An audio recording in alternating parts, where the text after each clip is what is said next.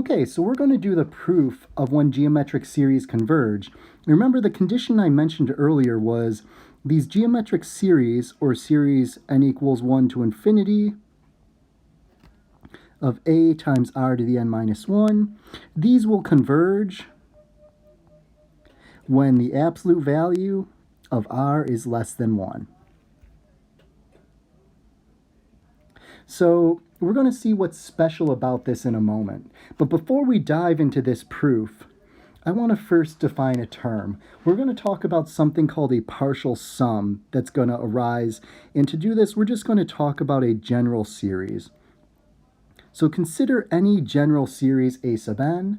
Again, this function a sub n is just telling us what each term in the series looks like.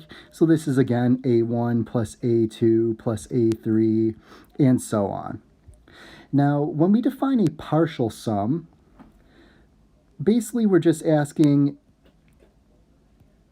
what is the sum up to a certain term. So for example, the partial sum that we can call S3, well, that's just the sum of the first three terms in the series, A1 plus A2 plus A3.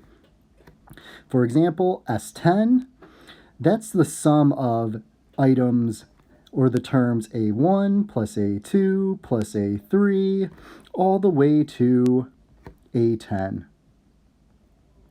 So the nth partial sum in a series is just the sum of the first n terms. A1 plus A2 all the way to AN minus 1 plus AN. So that's what we mean by a partial sum. It's the summation of the first whatever terms in a series. So let's go ahead and use this idea and try to prove why a geometric series converges when r is less than 1.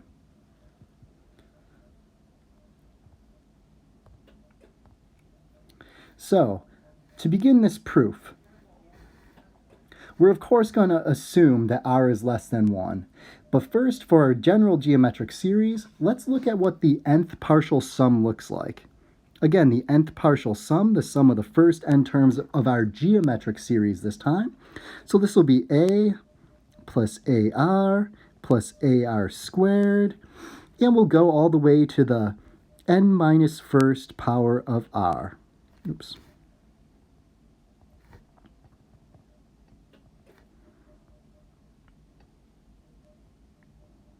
Again, remember the power of r on the first term is 0, so the nth term's power of r will be n minus 1. And all we're going to do next is actually take this nth partial sum, Sn, but we're going to multiply this nth partial sum by r. So when we look at the right-hand side now, what this will look like is we'll have ar plus ar squared, plus ar cubed, and so on.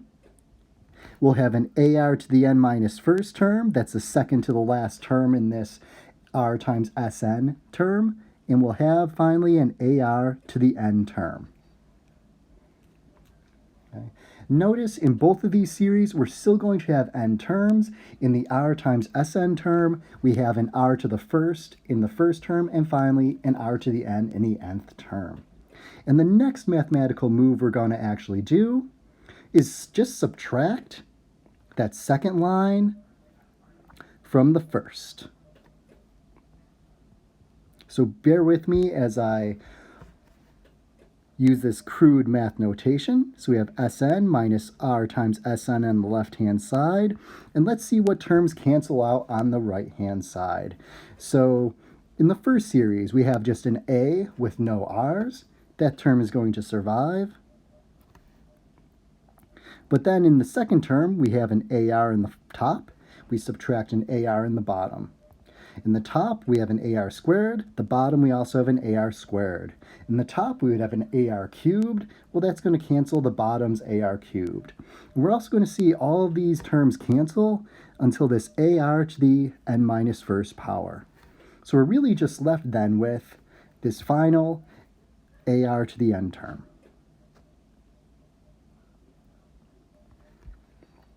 So we have something interesting now. We have the nth partial sum minus r times the nth partial sum equals this a minus ar to the nth power. And this might not look that special, but we can actually solve for the nth partial sum just by taking Sn out of both terms on the left.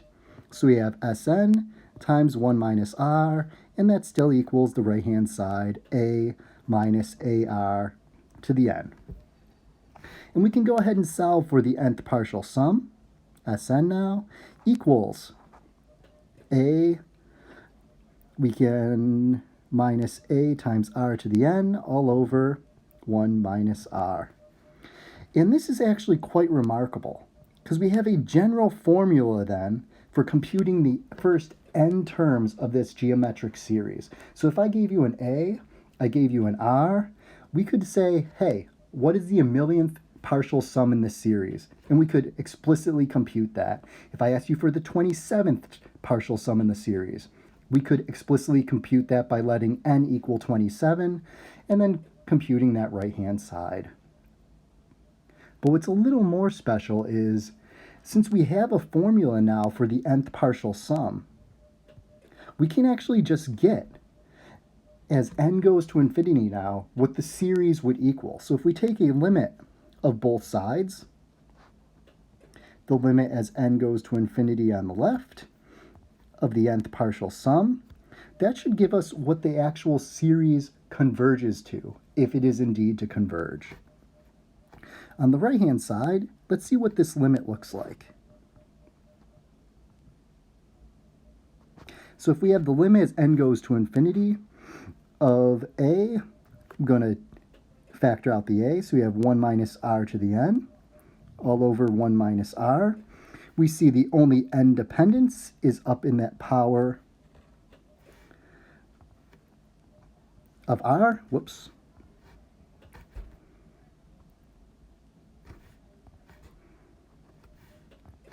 And let's think really quickly what we know about r.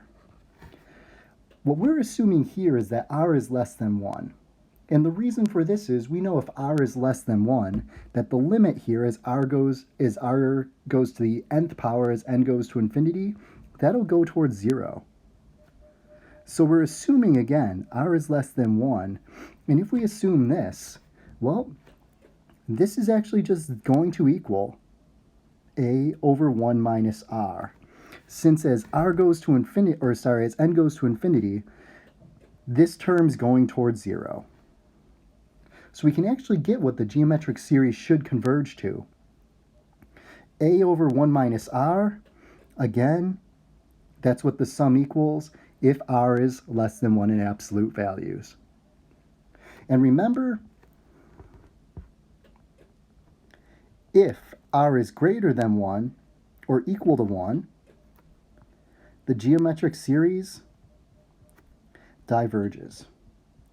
And we can see that from this formula as well, since the term that we had, the r to the n, well, if r is greater than 1 in absolute value, well, that term is going to get larger and larger and larger, and as n goes to infinity, that's going to diverge towards infinity as well.